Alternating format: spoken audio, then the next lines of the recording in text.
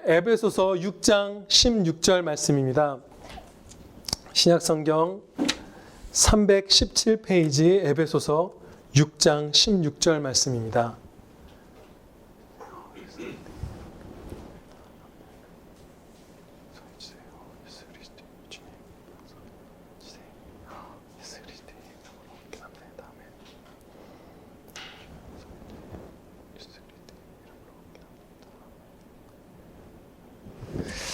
제가 본문 말씀 봉독하겠습니다.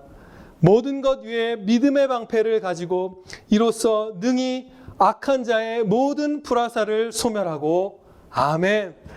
본문 말씀 하나님을 신뢰하는 자녀는 안전하다 라는 제목으로 선포하도록 하겠습니다.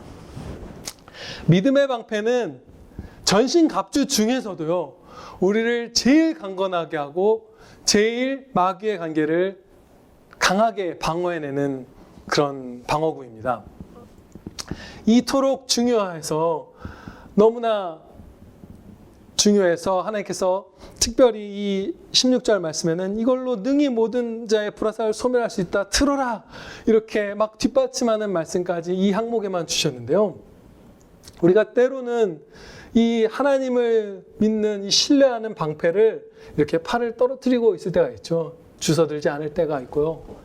그렇지만 우리가 지금 현재 방패를 내려놓고 있었다 하더라도 반드시 우리 다 들어 올려서 마귀의 불화살을 맞게 될 것입니다. 왜냐하면요, 여러 이유가 있지만 그 중에 중요한 것 한 가지는 예수님께서 우리의 믿음을 위해서 기도해주고 계시기 때문이에요.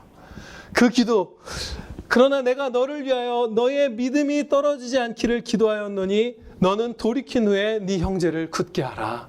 아멘. 베드로에게 먼저 주신 이 말씀, 히브리서의 그 대제사장 되신 예수님의 가르침 이런 것들을 볼 때 우리에게도 동일하게 주신 기도임이 확실합니다. 믿음은요, 여기서 하나님을 신뢰하는 그런 믿음을 뜻합니다. 우리가 처음으로 선물로 받는 그 구원에 이르는 믿음, 예수님을 믿는 믿음, 그것을 갖게 된 성도가 계속해서 그 믿음을 유지하고 강화시켜 나가면서 하나님을 신뢰하는가, 그것을 이제 방패라 말씀하시는 것이에요. 이것이 최고의 방어구라는 사실을 본문 말씀에서 가르쳐 주십니다. 먼저 방패라는 것의 특성에서 우리가 생각해 볼 수 있어요.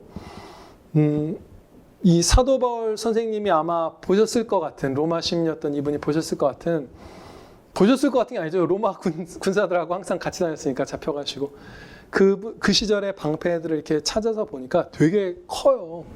아주 커서 이렇게 우리가 검투사들이 쓰는 이렇게 영화에서 보는 동그란 조그만 칼을 막는 방패가 아니라 화살들 이런 것들을 막고 옆에 동료들도 이렇게 진을 짜서 보호할 수 있게 하는 큰 방패들을 이제 들고 다녔었더라고요.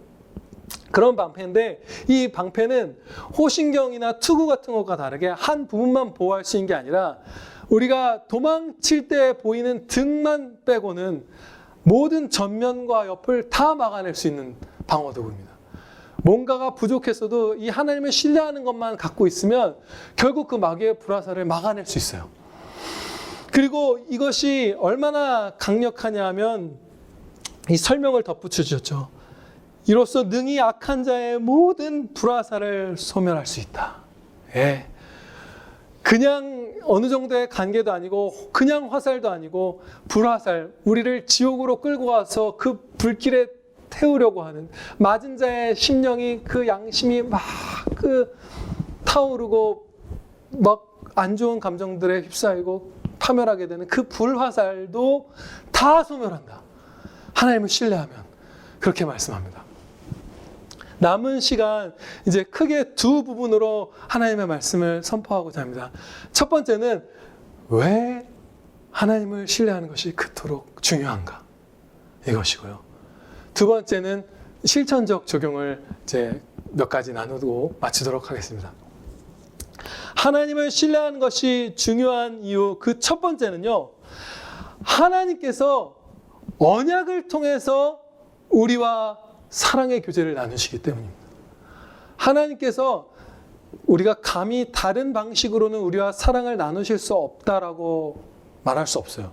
그런데 어쨌든 어떤 이유에서인지 아마가 아니죠. 하나님께 가장 영광되는 이 방법으로 고르신 것이 약속들을 통해서 우리와 사랑을 나누시는 것이에요. 근데 이 약속이 약속으로 기둥이 세워진 이 사랑의 관계는 사실상 우리가 이 땅에서도 사람과의 관계에서 그런 것들을 맛보면서 그것이 얼마나 귀한 것인지 체험할 수 있게 해주셨죠. 예를 들어서 이제 반대쪽인 면을 이제 부각시켜서 그것을 자각해 볼게요. 약속을 너무 잘 어기는 사람, 혹은 변덕스러운 사람, 예측 불가능한 사람, 아니면 중요한 어떤 약속도 하지 않으려는 사람, 이런 사람과 사랑하는 건 정말 힘들죠. 뭐 우정이든 연인이든 부부든 우리 대부분 여기 계신 분들은 다 그런 것들을 경험해 보셨을 거예요. 행복한 관계는 말로 뱉었든 아니면은 둘이 행동으로 무언으로 맺어졌든지 간에 어떤 언어로 맺어졌든지 간에 약속들이 있고 그것을 지킬 때 행복한 관계가 되는 것이죠. 또 막 사랑하는데 요즘에 무슨 우리나라 젊은이들도 그렇고 일본도 그렇고 이쪽 결혼 많이 안 한 젊은이들이 그렇게 결혼하자는 말 이런 약속 같은 거를 안 꺼내서 막 노심초사하는 그런 사람들의 고백들을 이렇게 접하게 돼요. 약속을 하지 않으려는 것도 우리를 고통스럽게 하죠. 사랑으로 따뜻한 약속들을 하고 지킬 때 우리는 행복합니다. 네. 근데 예수님, 우리의 신랑이신 예수님께서는 수많은 약속들을 촘촘하게 해서 우리가 어디 떨어져 나갈 구멍 없이 약속들을 무수히 베푸셨고, 예수님을 믿으면 구원받는다는 그 은혜 언약 이외에도 수많은 약속들을 주시고 그것을 통해서 사랑하시기 때문에 하나님을 신뢰하면 약속을 지켜오신 주님, 앞으로도 지키실 주님을 이렇게 생각할 때에 그런 우리의 주님 생각할 때 우리는 행복해집니다. 네. 두 번째로 하나님을 신뢰하는 것이 너무나 중요한 이유는 우리가 행하는 수많은 충성들 가운데 하나님을 신뢰하는 것을 더 특별히 기뻐하시기 때문입니다. 하나님께서 기뻐하신다는 건 우리도 기뻐할 수 있게 된다는 거예요. 참 기쁨은 하나님의 기쁨에 동참하는 거잖아요. 그러니까 하나님이 기뻐하시고 더 기뻐하시고 우리도 더 기뻐하게 되는 충성이 바로 하나님을 굳게 믿는 것이에요. 그런데 그도 정말 그럴 것이, 이것도 우리가 어떤 면으로는 간접적으로 체험하죠. 마치 이제 이런 거예요. 유치원 정도 다니는 아이가, 우리 뭐 하성이나 희 정도 되는 아이가 부모에게 무엇을 했을 때 부모들이 가장 행복하시던가요? 뭐 돈을 벌어오고 집안일을 막 엄청 큰 도움이 되게 완수하고 이런 거 전혀 없잖아요. 그렇죠? 아이들은 그런 거 할 수 없어요. 그런데 부모님을, 엄마를, 아빠를 신뢰해서 막 부탁하고 달려오고 도움을 요청하고, 또 도움을 요청하지 않을 때에도 엄마 아빠가 내 뒤를 든든하게 받쳐준다는 생각을 갖고 자기 앞에 날마다 겪는 어려운 문제들을 담대하게 전진할 때 부모로서 참 감사하다 이런 생각 우리가 하잖아요. 우리는 하나님 앞에 이 7살짜리 어린아이보다도 더 무익하고 무능한, 또 더 의존적인 존재들입니다. 그래서 하나님께서 제일 기뻐하시는 건 우리의 업적, 능력 뭐 이런 것들보다도 그런 것들이 아니라 하나님을 신뢰해서 어린아이처럼 의지하는 것을 기뻐하십니다. 그리고 그때 우리도 제일 기쁩니다. 세 번째, 이 신뢰의 중요성은 하나님을 신뢰하면 성경 말씀에 기록해 주신 화에 대한 경고를 지키게 됩니다. 그래서 화를 피할 수 있어요. 성경 말씀의 경고들을 믿고 따르기 때문에 수많은 화를 피할 수 있습니다. 하나님께서는요, 창조주이시고 왕이시잖아요. 그 하나님께서 주신 경고는 정확무어해서 그야말로 저도 이 나이가 들면 들수록 그대로구나. 예상보다 하나님께서 자비하셔서 늦게 그 피해가 오게 해주시고 뭐 이런 것들 때문에 우리가 그 젊은 날에는, 예전에는 잘 못 깨달았지만 그야말로 경고 그대로 간다는 사실을 목격을 해요. 그래서 하나님을 신뢰하면 많은 화를 우리가 피하게 됩니다. 네 번째 중요성은요, 하나님을 신뢰할 때 우리가 하루하루 이렇게 걸어가는 그 날들의 실제적인 가치를 분별해낼 수 있게 됩니다. 크든 작든 우리가 살아온 날들, 살고 있는 이 순간, 살아갈 날들은 다 유익입니다. 그런데 그 가치를 하나님을 신뢰할 때 우리가 알게 돼요. 하나님께서 택하여 부르신 자, 하나님을 사랑하게 하신 그 자들, 하나님을 사랑하는 자들에게는 모든 것이 합력하여서 선을 이루게 해주신다라고 약속하셨잖아요. 이 말씀을 굳게 붙들어 믿을 때에 정말로 내가 살아온 이 모든 날들의 가치를 목격하게 됩니다. 제가 그 평안교회를 제외하고는 2번 지금까지 이제 다른 교회에 부르심을 받은 적이 있어요. 그런데 이 2번의 부르심에 공통점이 이제 있더라고요. 최근에 참 감사함을 이렇게 깨달았는데요. 그 2가지 이제 청빙권에서 공통점이 뭐였냐면 2번 다 아내가 이제 아이를 임신한 상태였어요. 첫 번째 교회는 하성이, 두 번째는 하영이 이렇게 임신한 상태였고 임신 후기였죠. 그리고 2번 다 경제적으로 큰 변화가 있었는데요. 첫 번째 교회는 이제 어려워지는 쪽이었고 두 번째 교회는 좋아지는 쪽으로 큰 변화가 있는 이제 청빙이었어요. 첫 교회에서 부름을 받았을 때는요. 아내가 이제 조산의 위험이 있어서 이제 한 4개월 정도를 이제 입원했다가 퇴원했다가 입원해서 퇴원했다가 반복하는 상황이었거든요. 그래서 직장 생활을 잘 못하게 됐었고 그때 이제 기도하는 가운데 하나님께서 나를 보내신다는 확신을 이제 갖고 순리 가운데서 말씀 가운데서 확신을 갖고 갔어요. 하나님이 보내시냐 아니냐만 중요하니까 특히 목사는 그렇잖아요. 여러분도 마찬가지죠. 하나님이 이것도 되고 저것도 된다 하는 사이에서는 돈을 보고 고르지만 선택지가 없이 이거냐 아니냐 할 때는 뭐 딴 거 볼 필요가 없잖아요. 그래서 맞습니까 아닙니까만 여쭙고 말씀 따라서 갔는데 갔더니 사례비가 평안교회에서 주시던 거의 절반인 거예요. 식구는 한 명이 늘었는데 아내의 수입이 상당히 줄고 저는 절반이 된 거예요. 그러고 나서 이제 2번째 경우는 뭐였냐면 하영이를 임신했을 때였는데 그때는 담임 목사님이 정말로 너무 기쁨 가운데 저에게 후하게 대우를 해주실 수 있다는 걸 막 얘기하셨어요. 그 목사님은 저를 어릴 때부터 봐오셨던 분이거든요. 아버지와 많은 우정을 나누신 분이고.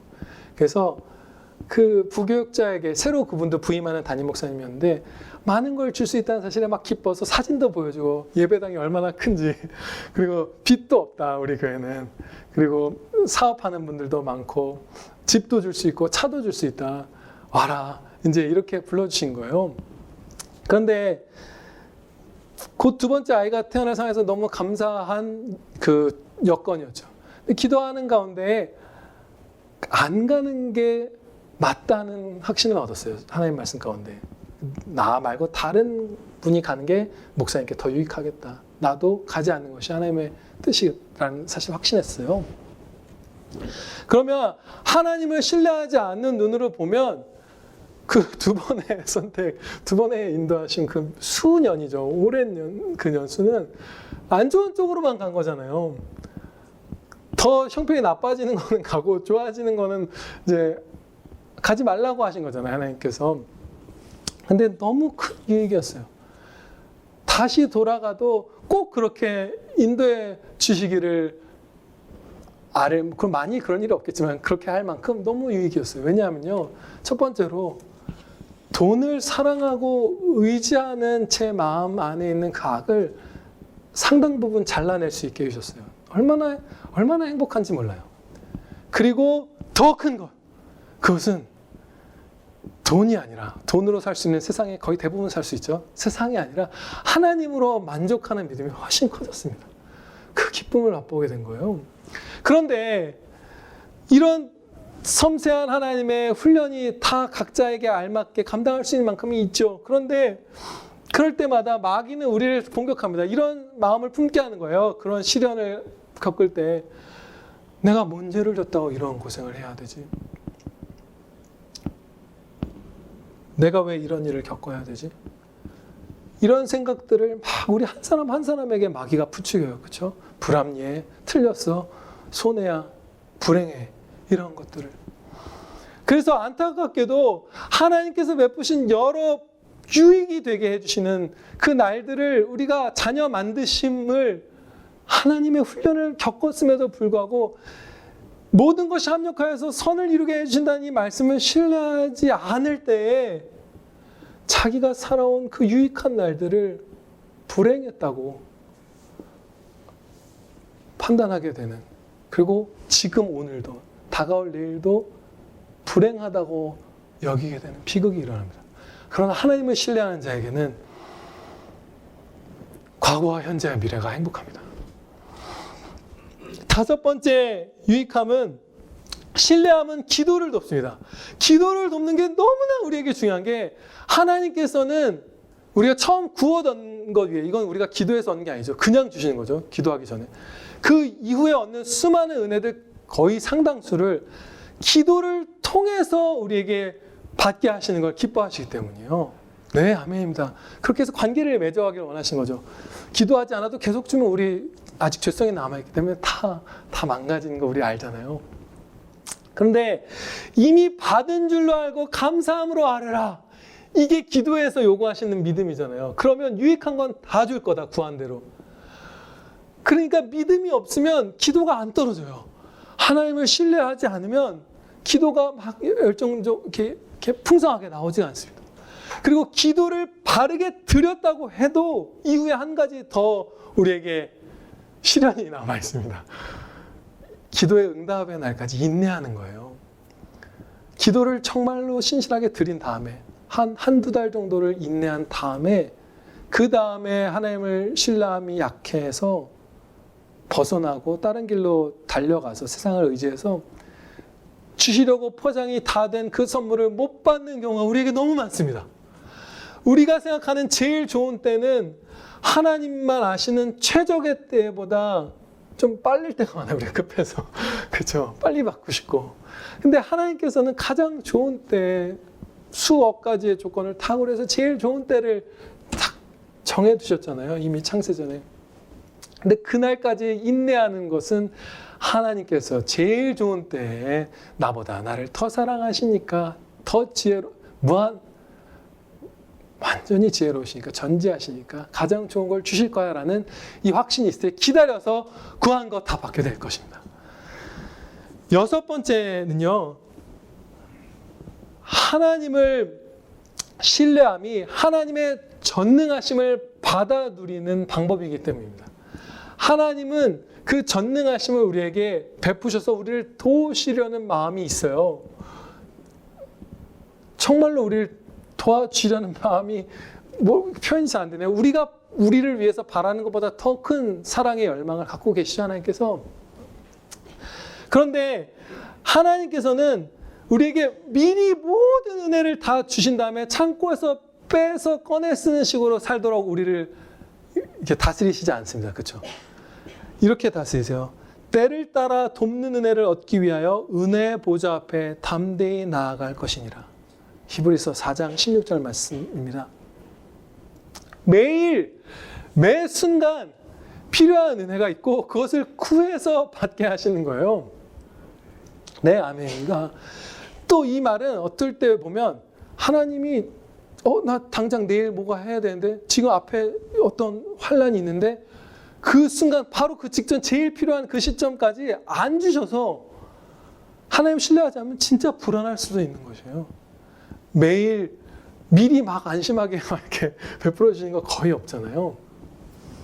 그래서 하나님을 정말로 신뢰해서 쉬지 않고 매일 매 순간 하나님이 도와주실 거다, 때를 따라 돕는 은혜 주실 거다라는 이 확신을 가진 사람이 전능하심으로 도우심을 받습니다. 마지막 일곱 번째 이 신뢰함의 중요성은요, 하나님께서 온 세상을 통치하신다는 사실을 확신할 때 우리는 요동치 않습니다. 아무리 불화살이 날아와도 요동치 않습니다. 한국 교회가 치르는 전쟁이 지난 몇 년간, 2, 3년간 아주 치열해졌죠. 근 한 10몇 년에 악화됐던 것보다 더 급속도로 전쟁이 악화되고 있는 것 같아요. 특히 지난 한 주간은 아주 치열한 전투가 행해졌습니다. 이제 오늘이었죠. 원래 나라에서 통보하기로 오늘부터 예배를 다 금지시켜버리겠다고 했기 때문이에요. 뮤지컬은 막 군무를 하고 합창을 하고 키스씬이 있고 노래하고 하는 걸 5천 명이 앉아서 볼 수는 있지만 예배는 다 금지하겠다라고 전쟁을 선전포고를 한 거잖아요. 그래서 아주 큰 공격이 있었는데 기적적으로 지난 금요일 오후에 법원에서 이것은 부당하다는 판결을 내려주셔서 급하게 이제 속보로 뉴스가 나가고 오늘 예배를 모일 수 있게 된 것이에요. 지금 우리가 받고 있는 우리가 요동칠 수 있는 이 마귀들의 그 불화살의 그 실체와 그 가운데서 하나님을 신뢰한 자가 얼마나 요동치 않을 수 있는지를 좀 자세하게 살펴보도록 하겠습니다. 이 마귀들은 세 가지 주된 공격으로 이 코로나 시기에 교회를 핍박해 왔다고 보여져요. 첫 번째는요. 첫 번째 관계는 정세균 국무총리가 코로나 그 확산의 절반이 교회 탓이라고 발언을 했어요. 그리고 그 발언을 이제 그대로 그냥 봐서 반복한 것 같아요. 문재인 대통령도 며칠 지나서 똑같은 얘기를 했죠. 빅데이터를 어떤 이제 예수님 믿는 교수님이 조사하고 막 한 결과 그 정세균 총리의 발언이 있은 다음에 뭐 4,000개, 5,000개 이런 식으로 언론 기사들이 쏟아지고 모든 여론조사나 뭐 댓글이나 이런 것들이 급속하게 악화됐대요. 우한, 중국 이런 사람들에게 책임을 이제 성토하는 그 글이나 이런 시민들의 반응이 다 교회로 이제 화살이 옮겨지게 된 것이에요. 그런데 이 공격에 대해서 예배 회복을 위한 자유시민연대라는 예자연이라고 부르는 이 목사님들이 주축을 이루는 이 단체에서 반격을 가했습니다. 공격했어요. 이분들이 이제 총리에게 공개 질의를 한 거예요. 우리가 아무리 이제 나라에서 발표한 공식 자료를 다 이렇게 뒤져봐도 총리님께서 말씀하신 바대로 절반이 교회발이다라고 말하는 것에 근거를 도저히 찾을 수가 없습니다. 아주 예의 있게 말씀하셨더라고요. 그러니까 정확한 근거를 성의 있게 가르쳐 주십시오. 왜 그런 말씀하셨는지. 그것 때문에 교회가 핍박받고 있습니다. 그리고 성의 있게 답변을 안 해주신다면 법적인 조치를 취할 수밖에 없습니다. 정말 이렇게 간청한 거예요. 겸손하게.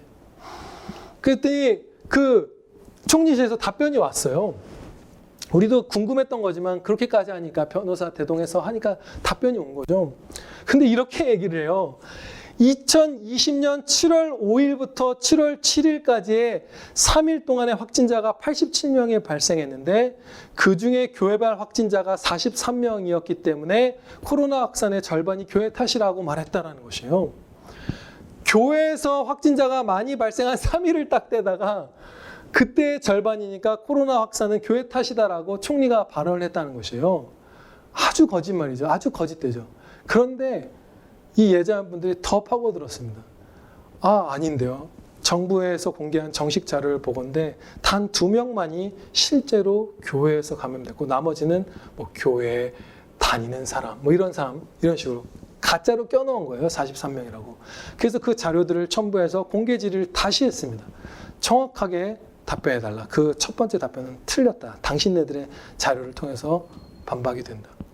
그랬더니 당연히 답변을 제대로 못해서 답장이 왔는데 횡설수설한 거예요. 뭐 신천지도 있었지 않냐. 아니면 다른 종교들이나 많은 이제 교회들 이런 사람들이 비대면 예배도 예배한 형태로 받아들이고 있는데 왜 이렇게 까다롭게 구느냐. 이런 식으로 편지를 온 거예요. 그러니까 완전히 거짓말로 교회를 공격했던 것이죠. 그런데 우리는 알고 있죠. 그 총리가 말을 하고 뉴스들이 쏟아지고 대통령이 발언을 할 때부터 우리 그리스도인들은 위축되기 시작했어요. 정말로 교회 활동이 그렇게 위험한가? 우리는 다른 사람의 삶의 그 지경을 잘 모르기 때문에 우리 인간의 죄로는 우리는 이 삶이 거의 전부잖아요. 우리가 무슨 뮤지컬 여기서 봐보신 적 있는 분 있나요? 최근에? 전 평생 한 번도 없어요. 감염 위험이 어느 정도인지 PC방도 가본 지가 집사님 PC방 하실 때 없는 것 같고 뭐 없잖아요. 그래서 성가대, 기도 모임 이게 그렇게 위험했던 거예요. 예배가 거짓말이었던 것이에요. 그리고 그때 마귀는 결정타를 날리는데 사랑을 갖고 약점을 잡아서 사랑에 대해서 거짓말해서 우리에게 결정타를 날렸습니다. 뭐라고 했냐면 이런 것이죠. 사람들이 봐라, 너희에게서 교회에서 코로나가 퍼져가는데 이웃을 진짜로 니네 말대로 사랑한다면 니네가 이웃에게 코로나 전파해서 고생시키고 죽이지 말고 예배 멈춰라. 그게 이웃 사랑이다. 라고 마귀들이 공격했어요. 그런 것들이 베스트 댓글로 올라가고 그것들이 기사들을 쓰는 그 논지가 됐던 것이에요. 그런데 완전히 다 거짓말이었죠. 총리의 말도 거짓말이고 방역 총괄반장인 윤태호 씨가 대면 예배를 통한 감염은 거의 없었다. 그 위험성은 없다고 봐야 한다라고 실토를 했죠. 양심의 고백일 수도 있고 실수일 수도 모르지만 우리는 사랑한다면 예배를 멈춰라. 아주 진짜 마귀죠. 정말 마귀답게 공격했죠. 두 번째 관계는 비대면 예배 허용이라는 그 거짓말에 담겨 있습니다. 무슨 말이냐면 비대면 예배는 예배가 아니에요. 성경 말씀에 비대면 예배라는 것은 없습니다. 정반대로 거스르는 거예요. 모이기를 폐하는 자들처럼 하지 말라고 하셨는데 비대면 예배라는 건 성경에 완전히 없는 거짓말인데 이들이 만약에 악을 행하더라도 일말의 정직함이 남아있었다면 이렇게 말했어야 합니다. 모든 예배를 전면 금지한다. 그런데 그렇게 하면서 실제로는 비대면 예배를 허용한다라고 말한 거예요.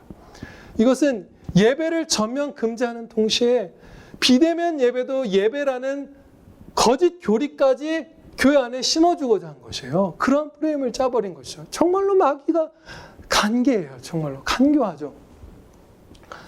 그런데 이 공격은 교회가 코로나가 터지기 훨씬 전부터 행해왔던 그 죄악의 불씨에 기름을 부어준 것이에요. 아예 없던 약점을 찌른 게 아니에요.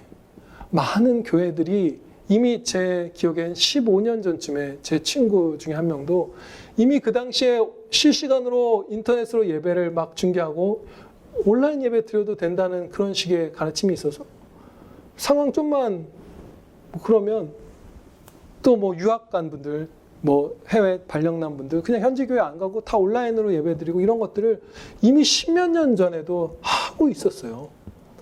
성경에서 벗어난 이유로 예배를 온라인으로 중계하고 그것을 허용하는 분위기가 있었고 뭐 한 목사님이 예배당이 부족하면 확장하든가 해서 안 되면 다른 동네에 뭐 예배당 있으면 그 다른 목사님이 담임이 돼야 되는 것인데 설교를 하고 여기서 설교하는 대치동에 뭐죠 여기가 가락동에서 설교하는 설교를 뭐 대치동에서도 듣고 하남에서도 듣고 영상으로 해서 그러면은 성도들이 생각하는 거죠. 아 이거랑 비대면 예배가 무슨 차이지? 우리 원래 해왔던 거잖아.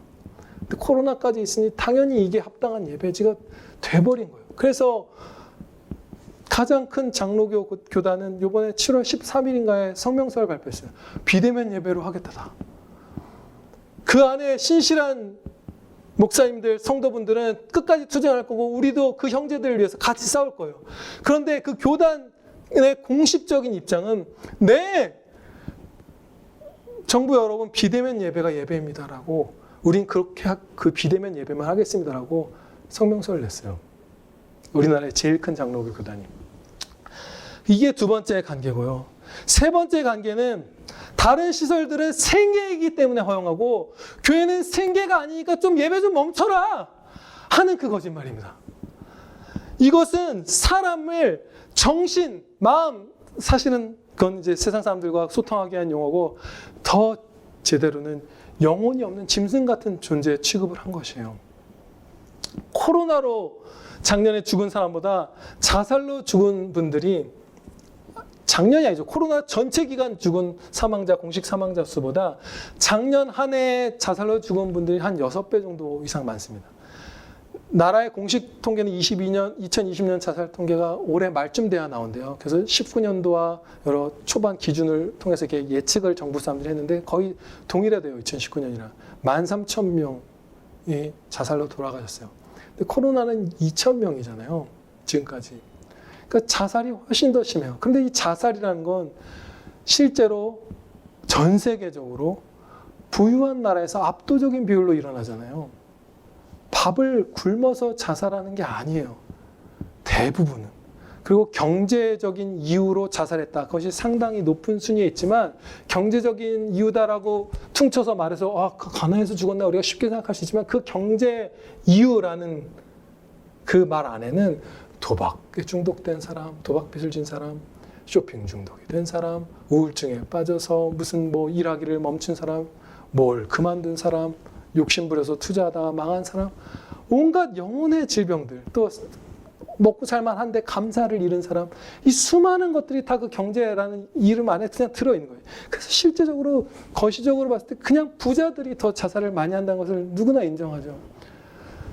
왜 이 말씀을 드렸냐 하면, 사람은 영혼 없는 짐승이 아니라 영혼이 중심이 되는 피조물이기 때문에 생계라고 이들이 제일 중요한 것이라고 말하는 밥 먹는 것만 중요한 게 아니라 사실은 그것보다 더 마음과 영혼의 위안과 양식을 먹는 것이 더 중요하다는 것이에요.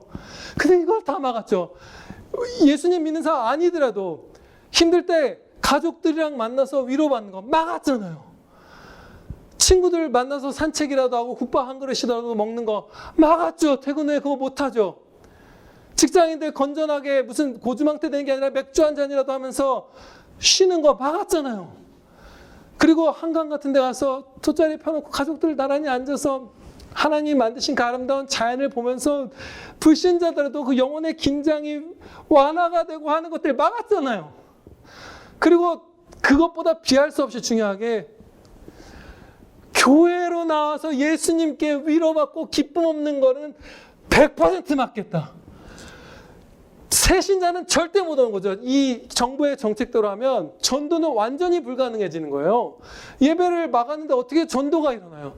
새 생명, 죄인이 구원받는 거, 하나님이 제일 기뻐하시는, 이 땅에서 제일 기뻐하시는 그 일은 100% 맞겠다.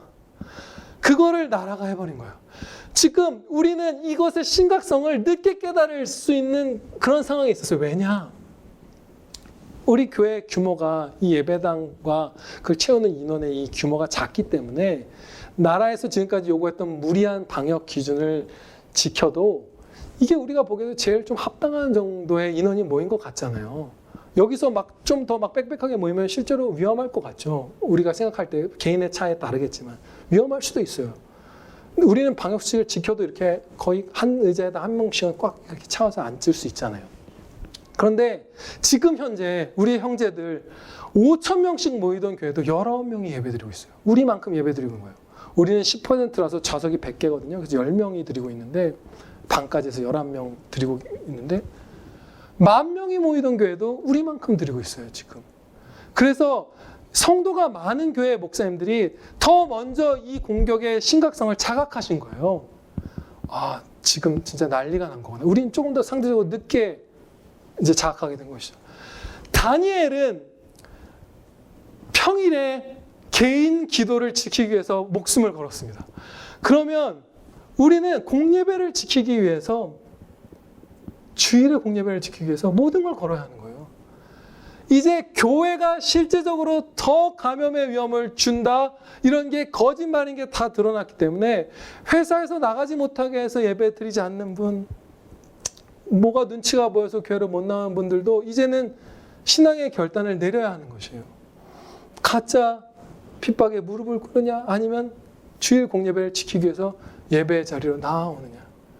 우리는 아주 치열한 싸움을 하게 될 것이고 이미 핍박을 받은 분들이 많습니다. 우리는 이 작은 인원이라서 오히려 안 받고 적당한 수준의 방역을 하면서 예배를 드려왔지만, 큰 교회 목사님들 중에 굽히지 않은 분들은 담임 목사님은 400만 원, 전도사님은 200만 원 벌금 받은 분도 있고 6개월 동안 폐쇄당한 기도원도 있고 약식 명령으로 30일 뭐 구류당하고 300만 원 벌금을 물었다는 저 서울 에스라 성소교회인가 뭐 그런 교회 목사님도 계시고 많아요. 전국 각지에서 고소 고발당하고 막 벌금 물고 한 우리의 형제들이 많아요.